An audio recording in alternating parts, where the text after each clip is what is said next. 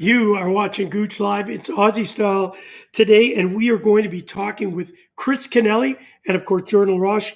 We're going to be giving you some tips on being a goaltender, and it's specifically for our good friends down at the Ice Factor. Of course, we want to say hi to Mari Shaw and, of course, Sammy Monterey. We'll see if we can get Sammy up. We just had him on a little bit earlier in the green room. It seems like he's freezing a bit, so we'll see if we can get him. If not, we certainly are going to entertain you today with a little bit of ice hockey, being a goaltender.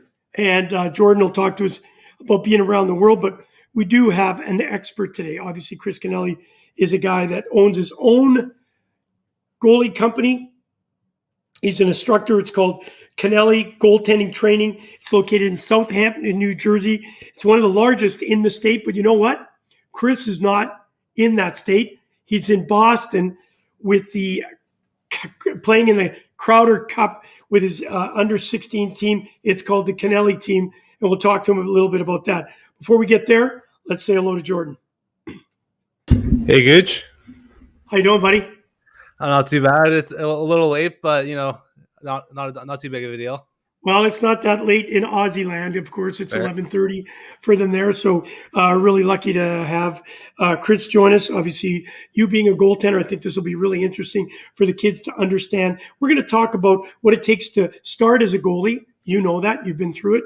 And, of course, what skating means. Like in the old days, if you couldn't skate on a team when you were younger, you were put in net.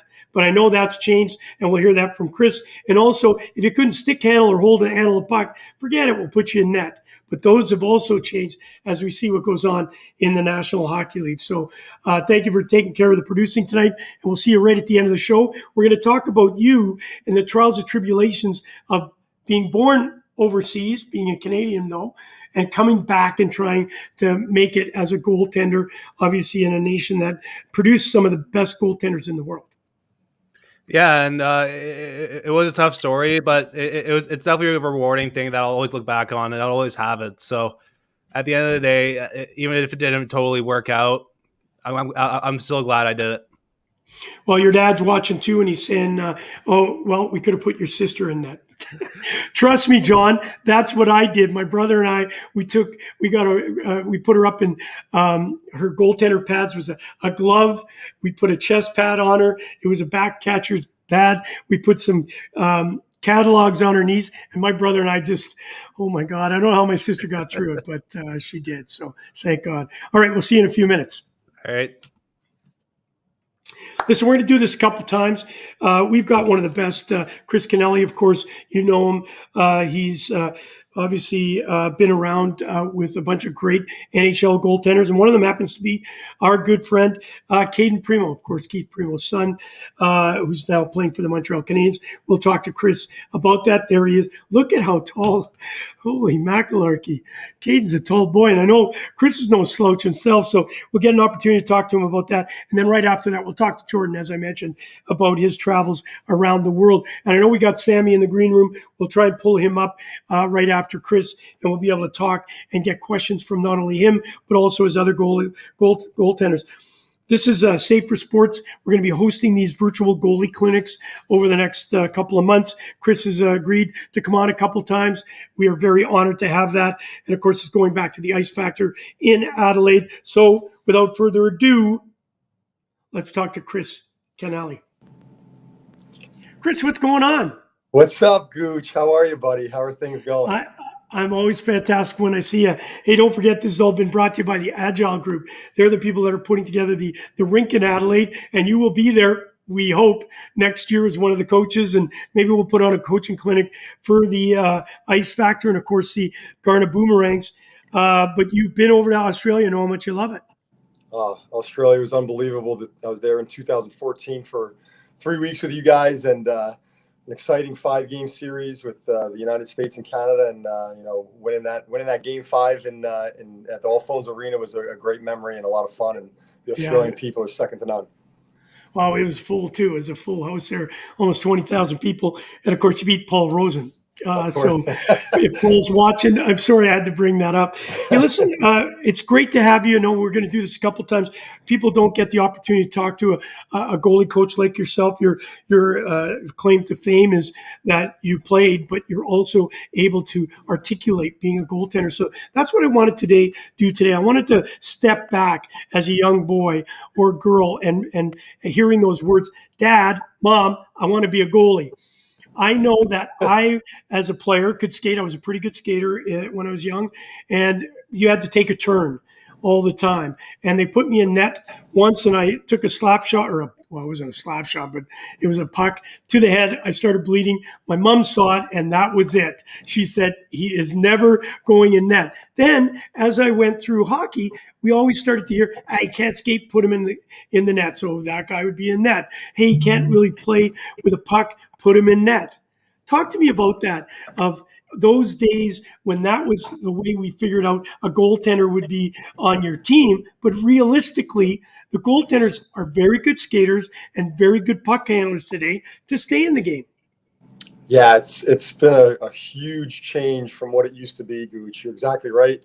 I just turned 48 a few days ago, and even in my day, it was put the short fat kid in the net and see if he can cover as much of the net up. The guy that couldn't really skate, but that was had a little bit of athleticism to get side to side, and those are the guys that they put in the net. And the game has completely changed. So today it's really based on this tremendous core strength and balance and your ability to recover quickly and your technique.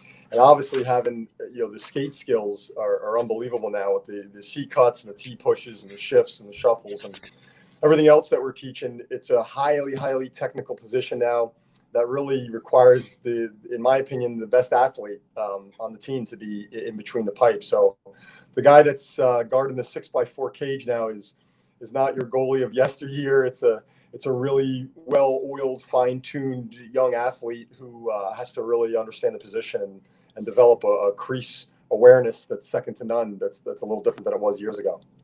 So we've got some young goaltenders listening here, probably from the age of 12 all the way up to 18, 19. Talk directly to them as they're going through. Obviously, they're in Australia, and we're not certainly saying anything that they don't know. But North America has produced some of the greatest goaltenders in the history of the game. You being a goalie coach and now coaching young players, and I did mention Cayden Primeau. I know you have a bunch of other guys that you've worked with. Talk to that young boy or girl right now that's watching the program about the psyche of being a goalie. Obviously we talked that you have to be a good skater. You have to learn to handle the puck properly now. But ultimately, the most important thing is you got to learn how to stop a puck. So give us a couple of tips that what they can be looking at as they go forward.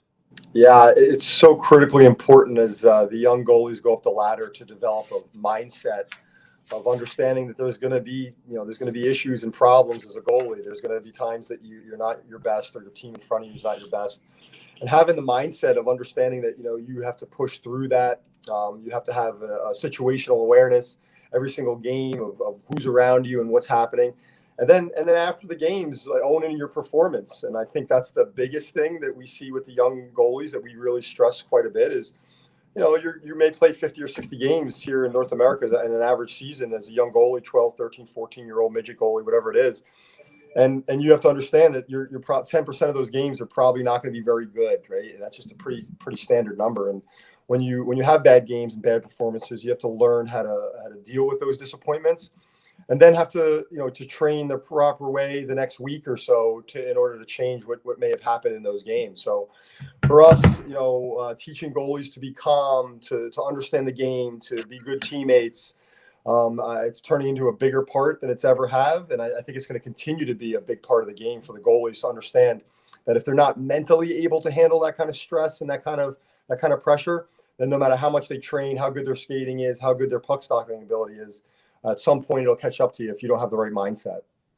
Now, listen, we've got some goalies watching here, so we want them to know you can ask a question to Chris. We'll get to you. We got Chris for about 15, 20 minutes. We don't want to keep you too long because you were involved in the Crowder Cup. Congratulations. You're Chowder. Crowder. There you go. Crowder. I'm thinking of Troy. Chowder. I'm thinking of Troy. Yeah, Troy Crowder. I'm thinking of Troy Crowder. Yeah, The yeah. Chowder Cup. There you go. How silly, because I love Clam chowder chowder. soup. There you go, buddy. Yeah. We're in the hotbed Yeah, of it here I in do. Boston. I do seafood chowder. Yeah. Any chowder I see, I eat. Hey, listen. So you can ask a question. Anybody that's out there, please do so. I wanted to talk to you about. I know we mentioned about how important is the skating and then handling a puck. But let's walk through a beginner goaltender. What should a beginner be working on? Obviously, should they be working on that glove save and being over dynamic, or should they be working on just trying to get the actual positioning, understand being in the middle of the net, staying in the middle of the net, marking your. I always see you guys going out and you're marking where get a felt marker, and here's where the middle of the net is. As if you're a beginner, what are the most important parts that you should be looking at? Yeah, it's a great question. And I think right now, when kids are 7, 8, 9 years old and they're just starting out, I think parents are a little overemphasizing on, like, they wanted their technique to be good and their butterfly to look good. And I think really the most important thing is, number one, you have to have fun. So at that age, it's all about getting on the ice and that feeling of the wind blowing through your hair, or in my case, the lack of it, and having a good time out there.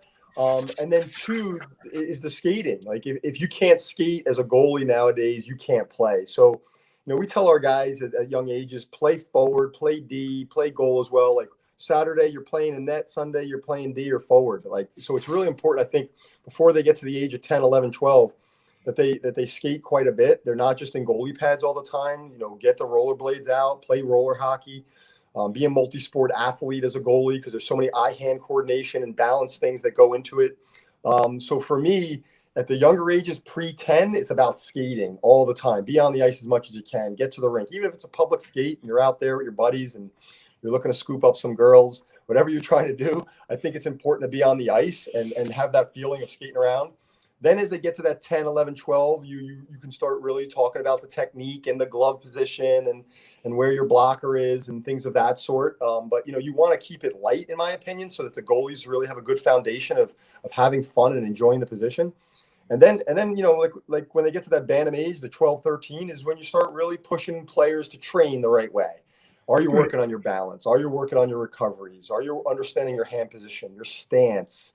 Really be forming an identity, as we like to say in the business. No two goalies are the same, and they're like snowflakes. And if you put all NHL goalies in white and had young goaltenders that watched the game and said, "Oh, I know who that is. That's Tuukka Rask. Oh, I know who that is. That's Vasilevsky. I know who that is. That's Carey Price." They could tell with just being in full white equipment and understanding how they move. And I think that's really important when you get into the bantam years, to form your own identity with the way you play, the way you compete, the way you skate, the way you set up. And I think that's really where the training starts to be a little more serious and a little more heavy. So I was at the rink the other day. Again, we've just opened up here in Toronto, and I saw this young kid. He couldn't have been, I think he was 10, and they had those little balls, and he was throwing these balls up against the wall. When is that too early? It's like at 10 years old, is that something they should be doing? Or again, is that maybe too far advanced? And as you said, 10 and he could have been 12, but let's say he's 10 and under. Shouldn't they be, getting to learn the game and experience the game, have fun in the game, skate? Because if you get too technical at a very young age, can it be a detriment as you go through? Yeah, I think on the ice it can be. I think off the ice, no. I think that's awesome. Guys that juggle, guys that are doing all sorts of eye-hand coordination, light testing, stuff like that. I'm all for that, because I think that's more of a multi-sport situation, right? Whether you're playing flag football or basketball, or you're juggling, or you're doing wall ball, I think that's awesome. So I'm a big believer in anything. If you want to do that 24 hours a day, that's great. What I have concerns about, and so do some of the other coaches here in the United States, is when kids are playing or being trained, like personally trained 24 hours a day, 7 days a week. They want to be on the ice 4 or 5 times a week. And it becomes really monotonous. And I think it's really tough on the kids mentally. And I think it's more important to go out there and experience different sports and do different things. And if that's wall ball and that's juggling or any kind of training like that, all for that. But I think it's really important to be hungry when you get to this time of the year, especially when you get into September, where the season really kicks off here in North America, and be ready to go and be excited to play. Not that you've been training since April and now you're exhausted by the time you get to September. So we really stress the off ice and doing other things. Now, I know we probably have some goaltenders that are a little bit nervous. So I know over the next couple of times that we do this, we'll get Sammy to explain to the kids Chris does not bite. He will answer your questions and not make you feel bad. So tell me then, as these goaltenders are watching and they have questions, they can email them to us. Sammy can take them and I'll get them to you and you can help maybe get them through some of the challenges that they can do. But I wanted to go to the mental part of the game because we see a lot of guys saying, the goalie's mentally fatigued or, he's been overplayed. You've heard that many times.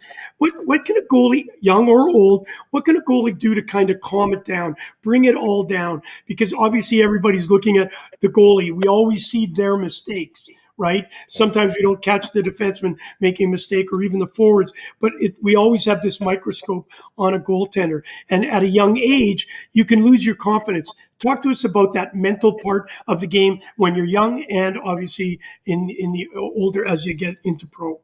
Yeah, I think you hit the nail on the head with the C word, right? The confidence is really everything.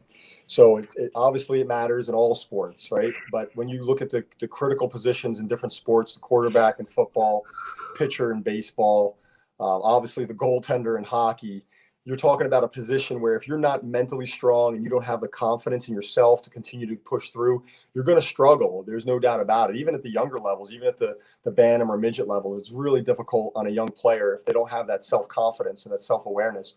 I think the biggest thing as the kids get older, and I can speak to that even of the NHL guys that I've trained right on down to the younger guys, is just having a guy, a confidant, if you will, or someone that believes in them that they can speak to or text with or talk to even after a game. There are many goalies that I don't get to see every single game, right? You're training hundreds of goalies around the US and Canada, and kids are texting you all the time or calling you saying, "Hey coach, I got beat low blocker tonight twice. I thought I came off my post okay, but my angle wasn't right. I wasn't correct." And just having a guy to bounce those things off of that know what you're going through, I think is really important. The other thing we really do with our guys, Gouche, is we connect our goalies together here. So we joke around and say, "You're a Kanaly goalie, you're a Kanaly goalie forever," and you have a network of other goalies. So we have my elite camp in 2 weeks where kids are going to be coming from all over the country and coming in to get on the ice and train for a week straight, 8-hour days. And those guys, they form a bond, and they'll have a Snapchat, and they'll have group chats, and they'll have all these relationships afterwards, and they'll connect after games during the season and act as a sounding board, almost like a psychological conference. Great idea.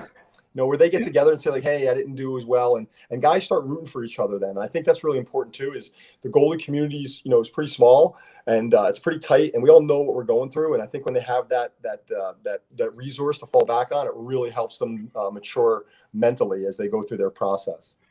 We are talking to Chris Kanaly, of course, Kanaly Goaltending Training, located in Southampton, New Jersey. I know that you're good friends, obviously, with our Cayden Primeau, and of course, working with a young boy or young man, Cayden Primeau. I'm going to leave the show a little bit. We're going to come back to a lot of the technical parts. I think what you've done for us today, give us that little bit of core value of understanding how to become a better goaltender. I think the mental part of the game, sometimes forgotten. I know you're a big proponent to that you also have to not only be physically strong, you need to be mentally strong. One of the things, as I let you go, I just want to ask this question. You see goaltenders, a butterfly and all these different techniques. When I played, there wasn't a thing called a butterfly other than that was outside in the air. We had stand-up goaltenders. Now everybody's doing the butterfly. So tell us, when a goalie's pushing from side to side, we'll get into the technical aspects of it, but how do you get a kid to understand his or her style? Is it only butterfly now, or are there other styles that you can tell us about? So at the end of my generation, we were still doing stand-up when I was playing it. We called it hybrid, where some guys were going down in the butterfly. So, yeah, I think it's a really big problem for the goalies and the goalie schools, which is where like the whole sport seems to be being played off their knees now. And I think it's really important that goalie coaches and goalies themselves really continue to make sure that they're reading the play, right? You're making good decisions of when to go down and when to not, when to stay up, when to go down. Those are really big decisions that I think can be taught and trained into young goalies. When they're little, it's, they're emulating what they see on TV. And so they see a lot of goalies that are in the butterfly position making saves. So For them, that's something they're going to do quite a bit of. And I think when you get to that bantam age, at 13, 14, 15 into midget, you start really working with goalies and teaching them how to understand the difference between dropping to just drop and making sure you have good visual lead, what we call, on the puck, where you're making good contact visually and being able to track a puck into your body or track to where it's going into your hands, and then making that decision of whether or not it's necessary to go into the butterfly. So, it's a great question. And I think you'll have a lot of differences of opinion on this, even within our own goalie coaching community, guys I talk to. But I'm a big believer that it's a decision that needs to be made more often than not to stay on your feet and make good decisions of where to go in the net positionally, and then make a safe selection off of where you're at. Well, I'm really, really excited to have you back in a couple of weeks. We'll be going through some of the fundamentals. Before you go, there's a question here, and we're going to hold on to this question because John, obviously, Jordan's father, watched Jordan go through it. And this is a really good point, and I want you to hold on to it. I'm not asking you to answer it. This is going to be answered in 2 weeks because we're going to talk a little more deeper on the actual mental side of the game, which kids need to hear from a guy like you. But the question is, how do you balance that stress level as a goalie parent? He remembers Jordan's coach is always saying, as Jordan goes, so goes the teams. Goalies aren't a separate team. And I can tell you, when I played in Germany and I was a player coach, I would also make that statement. Guys, we got to make sure we protect our goaltender. We go like the goaltender goes. And it's not true. Listen, you can certainly protect and give your goalie confidence if you play well in front of it, but you can't put all the pressure on him or her to win that game. There's a lot more that goes on. Hey, Gouche, I had a really really good coach when I was younger say to me, you have a good team and a great goalie, now you have a great team. You have a great team and just a good goalie, you got a good team. So there's something to be said about how much of a difference the goalie can make either way. Yeah. Oh, I know. All right, buddy. Well, thank you. You get back to the chowder cup and have some seafood chowder for the Gouche tomorrow. Good luck tomorrow. Let us know if you win, and I'll make sure I post it. Always a pleasure to have you, Chris. Thank you for your insight. Thank you so much, Gouche. I appreciate the time. See you in a couple of weeks. Good luck. Wow, Chris Kanaly. I'll tell you what, he is going to, over the next three sessions, we're going to get deeper into it, get into some technical parts of the game for you. I'm even going to ask Jordan and him maybe to pull up a couple of videos that we can actually show you, and he can walk you through it. Our producer will be able to pop those up, and Chris will be able to walk you through it. Hey, listen, let's bring Jordan up. Hey, Gouche. How good was that? I know it was fast. The first one, we just wanted to give kind of the basis, the fundamentals for these young boys and girls. I know they're a little bit nervous to ask the question, so we'll bring Sammy up just before we end, and we'll get him to make sure he understands. Get these kids active. They can email us. They can send us questions. I know Chris will answer it. I know you'll help out. And if Chris doesn't have the answer, no, he won't just make it up. He'll find the answer for us. Perfect. Yeah, and just some of the things that you go through, you don't really realize that a lot of goalies are the best skaters in their team. And then, kind of at that junior level, they're always expected to kind of beat up the kind of the bottom end of the team in back skates and whatnot. So a lot it does go into it nowadays. So, obviously we wanted to talk about your experience. You're a kid that was born, came from Hong Kong. Let's see a great picture of you here. Oh. Look at that. Is that the Hong Kong flowers? The Hong Kong flag. It's the Bohemia flower. Okay. That's an old photo. Probably around 2012, I think. Yeah. So, oh God, you're old. I'll tell you, you're old. So talk to us a little bit about, obviously Canada, North America, the States are producing some of the greatest goaltenders.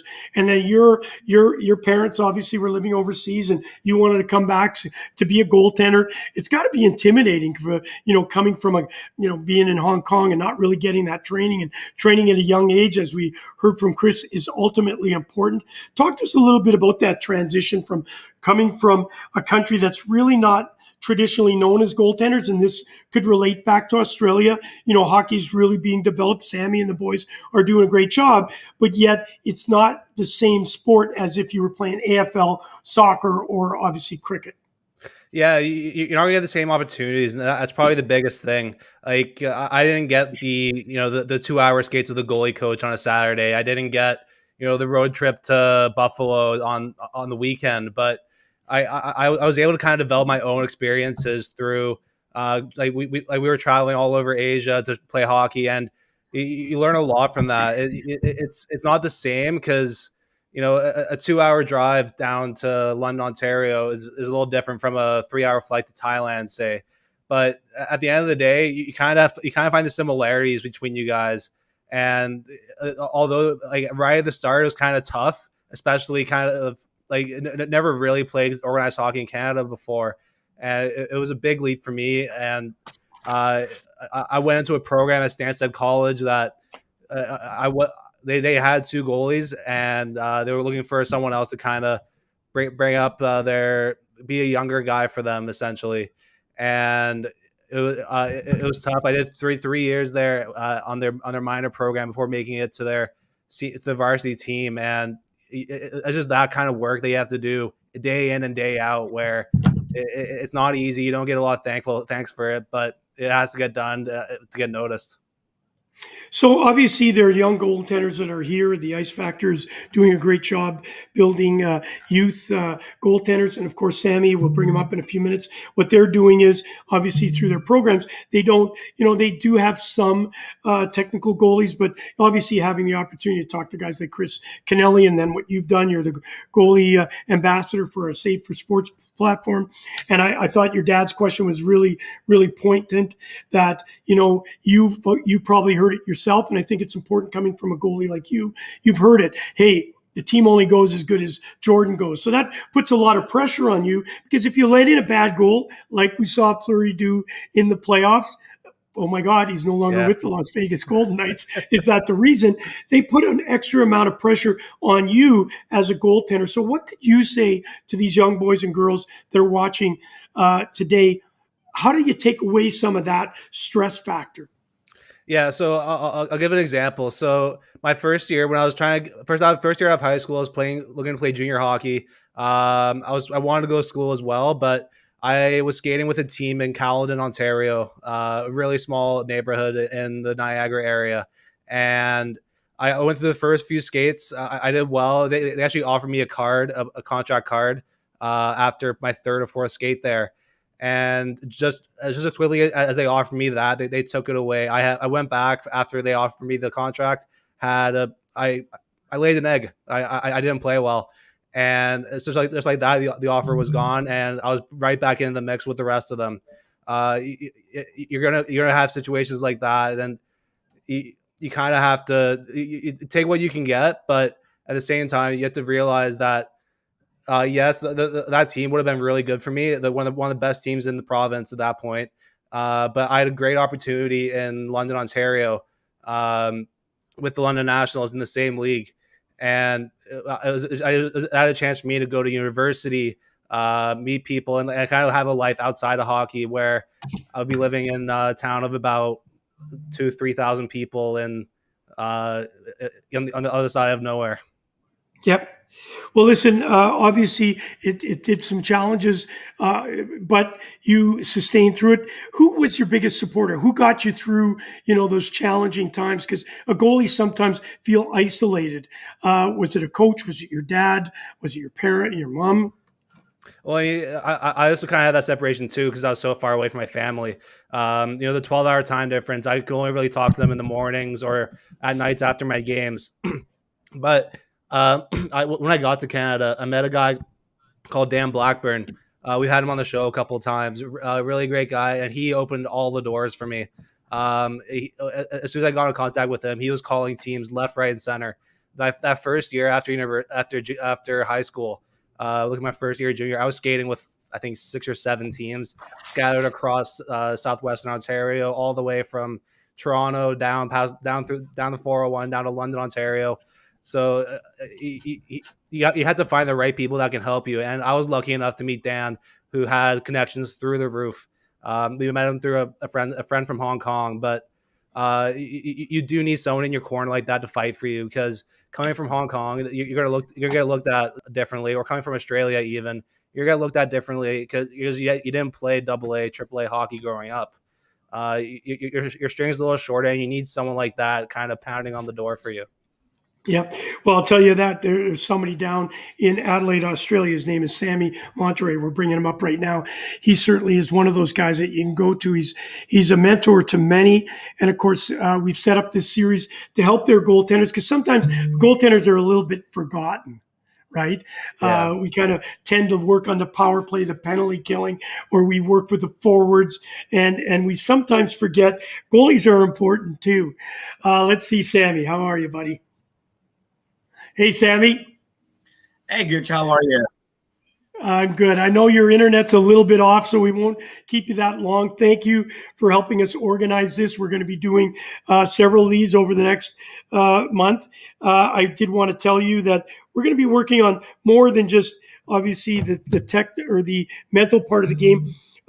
When we get Chris back, we're going to talk about, obviously shooting and scoring, like getting the angles and making sure that we understand, your angles. And I know Chris will be able to do that. Work on things that are, allowing them to understand how to play with their defensemen and talk, communication, which is really important. And I know, Sam, you're doing a great job down in Adelaide, obviously, not only with the ice factor and, of course, our Corona boomerangs, you're running the whole program. Talk to me a little bit about what goalies in your organization need more of. To be honest, I think a bit of everything. I think that's a big problem. We've got some really, really good coaches here, but in regards to goalies, there is not a whole heap of goalie coaching. So we're all trying to give tips, help out, but we just don't have the expertise on the little things.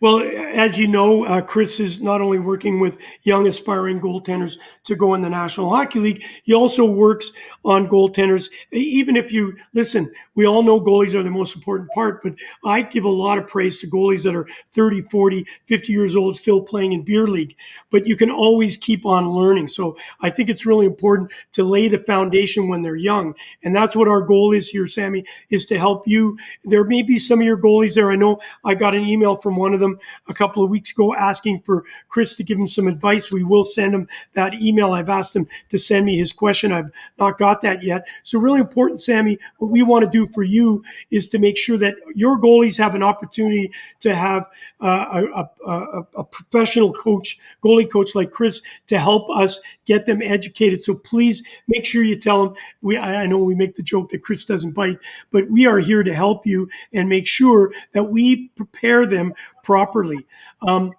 You as a coach, what have you been able to do with the young goaltenders? How have you been able to get them to be excited about being a goalie? Look, at times it's a bit hard because, again, I don't have the expertise on the goalie training itself, and I don't claim to have it. But we can give tips, and we can still give them good shots and really help. And with contacts like yourself and Chris, give them. I think the biggest thing that whether it's a goalie or a player is they need is a pathway, and they need someone to guide along. So just a lot of mentoring on ice and off the ice as much as we can. Yeah. So what I stated earlier is that I'm going to get Chris to, on our next show, we're going to have some videos that we can walk through showing some of the technical aspects of the game. But I wanted to ask you, obviously, you being Finnish and being in Australia, some of the greatest goaltenders come out of North America, but the Finns have produced some pretty good goaltenders. When you get a young goaltender in your organization now, how do you get them to understand the mental part of the game? Even though they're young, we always rely, and we've talked about it. We talked about that with Jordan. We say, the teams only go as good as the goaltender. We know if you'd have a bad goalie, you're in a little bit of trouble. You got to win 10-9. And certainly that's not how the Finns play. Tell me about what you do right now with your goalies just to keep them mentally strong. Look, I think it's all about communication, building a positive rapport. And for me, it's a good thing. Whenever I work with the goalies, I've got some senior goalies like young Jeremy Matush and Glenn Forbes White who are helping out with the goalies quite a bit, so they can have a little bit of that their own goalie to goalie chat as well. So it's not just left for me. But yeah, again, really keeping it positive and taking away as much pressure as we can. So look, in the end, it's a game. We play because we enjoy playing the game, and we have good games, we have bad games. I mean, look, we understand the goalies are a little bit weird anyway, so. How true is that? And we know certainly all you goaltenders out there, we love you. We can't play the game. Hey, I hate hitting the post. So make sure we take care of our goaltenders so they show up to practice and to the games. Sammy, as we wrap up, I want to thank obviously what you do for not only the Ice Factor and the Corona Boomerangs, but what you do for Adelaide Ice Hockey is so important. And I know the Agile Group thanks you. I'm seeing you're wearing some pretty nice swag. Hopefully when I get there, I get one of my Ice Arena Agile jackets too. Pretty exclusive. Pretty well, I'll steal it. Listen, I want to leave it with a message from you and the great work that you guys are doing. Where is ice hockey in Adelaide right now?